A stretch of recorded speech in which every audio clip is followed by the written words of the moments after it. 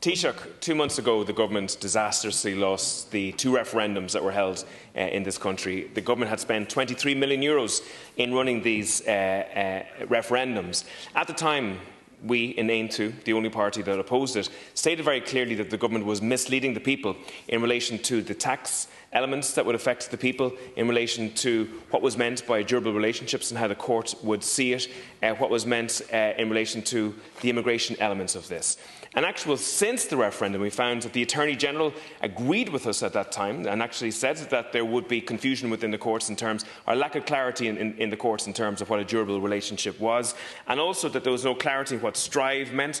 We also read in the Irish Times yesterday that revenue officials warned privately that the family referendum would force tax changes. Official warns of consequential legislation necessary in relation to that. And we know that the Department also warned the government around potential confusion around the issue of immigration.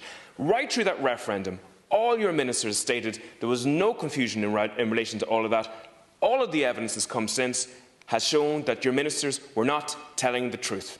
They were lying in relation to what happened. They were misleading the people of the country in relation to what happened. So I would like for you to do, if Deputy, you have to withdraw that remark about lying. Well, okay. If anybody has a thesaurus that I can use that will actually give the same understanding that the government did not tell the truth, I will use a different word if that's necessary.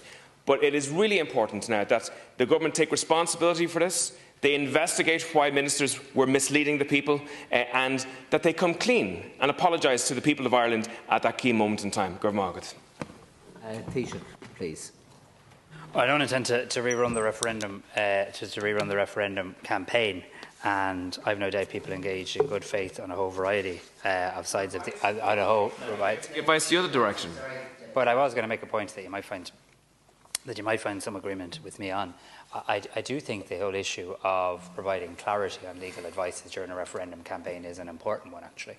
When I was Minister for Health, a referendum campaign that I accept we were on a different side of the argument on, but we did have what I think was called a Pressy paper or the likes, where I was able to at least share with the Dáil in some guise the legal advice that was available to the government. I think there is benefit in that, in that approach in terms of informed debate. So I make that as a separate but somewhat related point.